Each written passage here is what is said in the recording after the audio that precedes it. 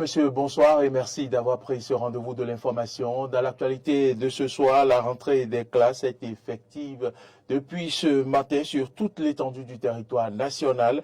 Dans cette édition, vous suivrez l'ambiance qui a prévalu au Collège d'enseignement général d'Akassato.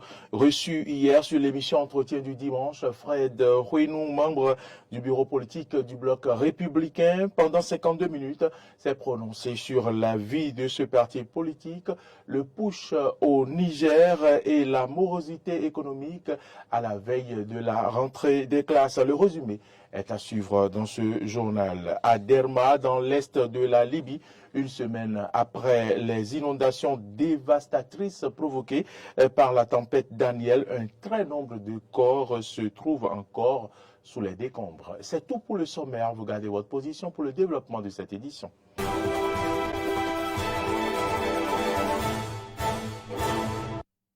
Merci donc à toutes et à tous pour l'attention et bienvenue dans ce journal. Après un peu plus de 2 mois de vacances, l'école a rouvert ses portes depuis ce matin aux apprenants de la maternelle, du primaire et du secondaire sur toute l'étendue du territoire national.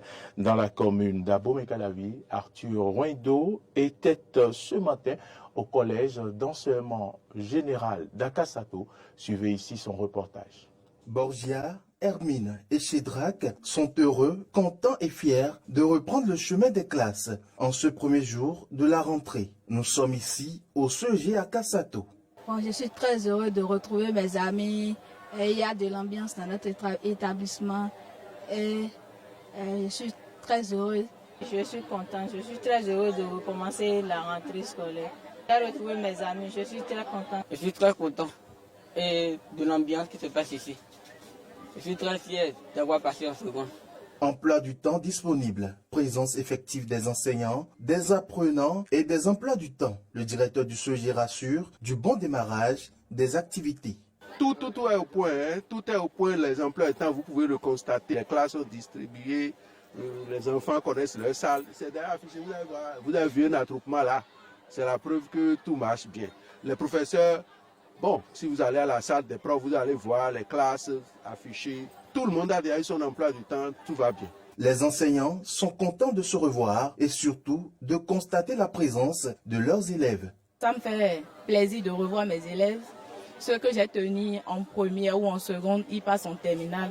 Pour ceux que j'ai tenus en seconde qui passent en première, ça me fait plaisir de les revoir. Mes apprenants ont déjà reçu mon emploi du temps. Les impressions sont bonnes. Je constate que la plupart des collègues sont déjà présents et ils sont dans les salles actifs, ainsi que quelques apprenants.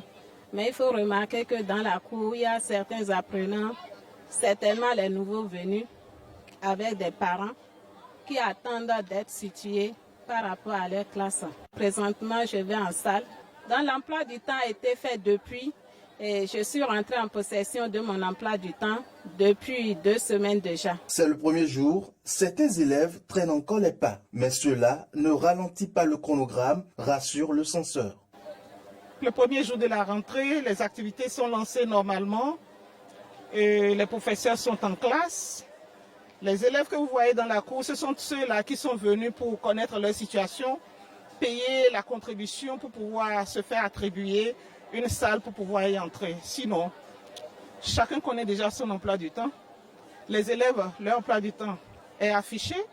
Depuis la semaine passée, ils étaient déjà venus pour s'enquérir de leur salle. Donc, c'est ça. Il y en a qui ne sont pas encore venus. Les professeurs sont là et les classes...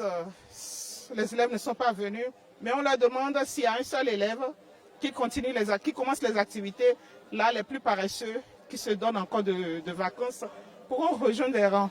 La seule classe ici a démarré effectivement les cours est la 4e. Ceci vient tout de même prouver et attester du bon démarrage de la rentrée scolaire 2023-2024. Et le ministre des enseignements maternels, des enseignements secondaires, j'allais dire techniques et de la formation professionnelle, Kwaro Yves Chabi, à travers un message sur sa page Facebook, a adressé un message à l'endroit des apprenants, des parents et au corps enseignant sur les défis qui seront les leurs durant l'année scolaire 2023-2024.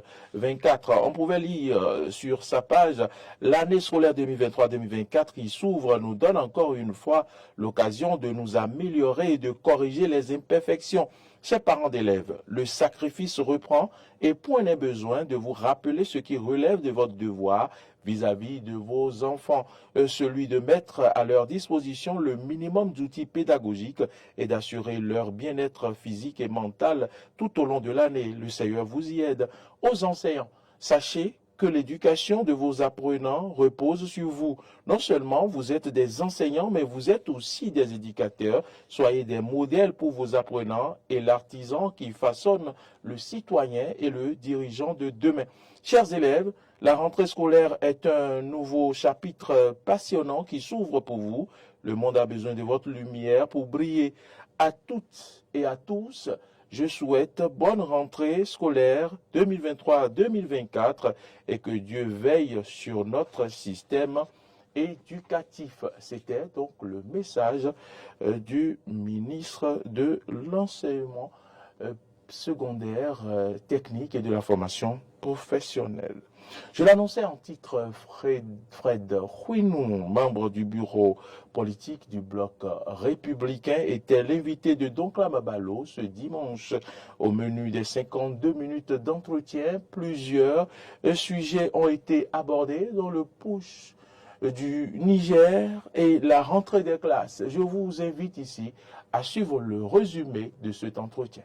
Désigné membre du bureau politique national au dernier congrès du bloc républicain, pour Fred Huinou, le parti gagne énormément en ouvrant le bureau politique aux jeunes et aux femmes.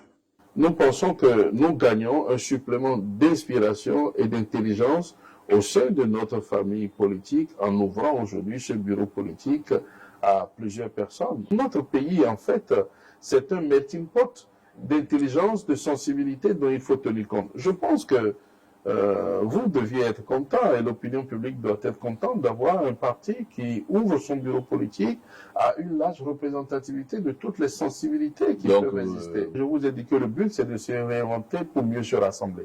Vous devez vous rassembler en tenant compte de toutes les sensibilités. Et nous sommes des républicains. Cela veut dire que quoi? Que nos premiers militants, en fait, sont tous les citoyens du Bénin. Tous ceux qui se reconnaissent dans la République. C'est à eux que nous nous adressons. Il n'était pas nécessaire de changer la tête du parti politique bloc républicain selon Fred Huinou. Mais pourquoi changer des gens qui ont des qualités et qui nous ont permis d'avancer?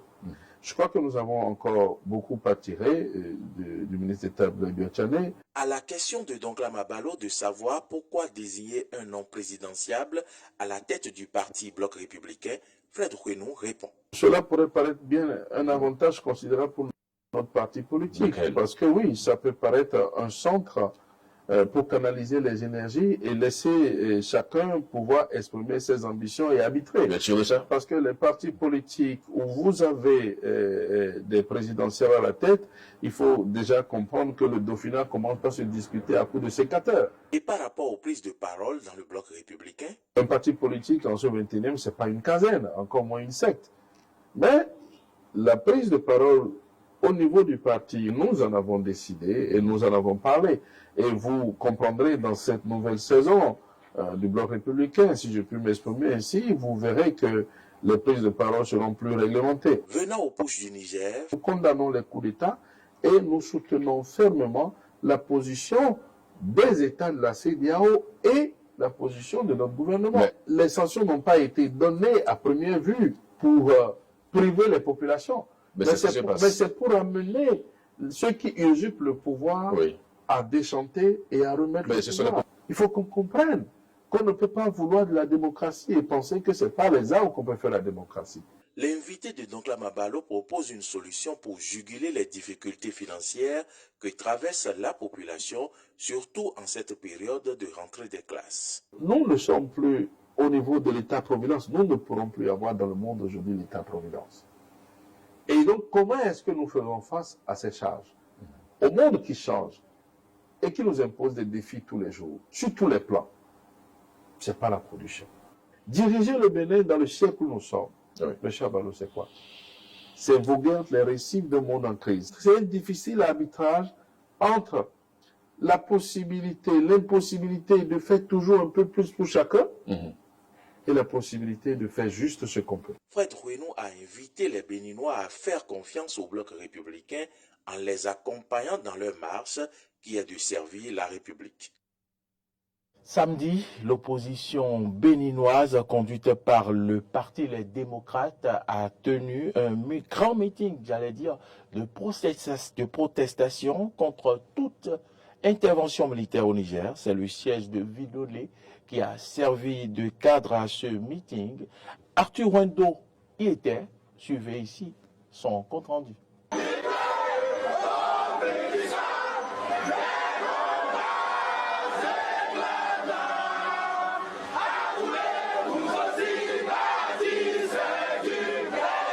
Le mot d'ordre est resté le même entre les dirigeants du parti, les démocrates, les députés et les militants. Le Bénin ne peut et ne doit sous aucun prétexte piloter l'invasion du Niger, un pays frère, ami, un partenaire et un allié. Éric Ondeté et sa troupe invitent au dialogue. Le parti Les Démocrates invite les autorités béninoises à prôner le dialogue, à adopter une posture pacifique au sein de la CEDEAO et à faire de la diplomatie son principal instrument. Le parti Les Démocrates soutient les peuples d'Afrique qui aspirent à plus d'indépendance politique, économique, monétaire, sécuritaire et de défense. Mes chers frères, mes chers compatriotes, je vous supplie, je vous en supplie, dites à ceux qui nous gouvernent et qui se disent plus clairvoyants que nous tous depuis 2016 d'envisager d'autres moyens pour résoudre les différends. Cet engagement personnel du Parti Les Démocrates est salué par un autre parti de l'opposition, le Front Souverain. Ici aussi, le message est le même. Le Front Souverain est à vos côtés aujourd'hui. Premièrement, pour vous féliciter d'avoir pris l'initiative de ce rassemblement. Applaudissez très fort l'initiative.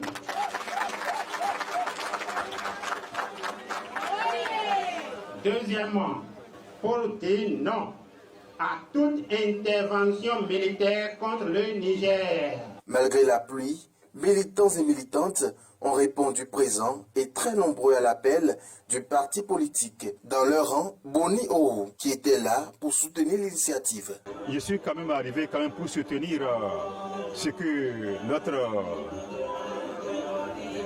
notre patron a dit, puisque Yahi Boni, il est quelqu'un très simple et quelqu'un humble et quelqu'un qui veut le rassemblement de tout le monde.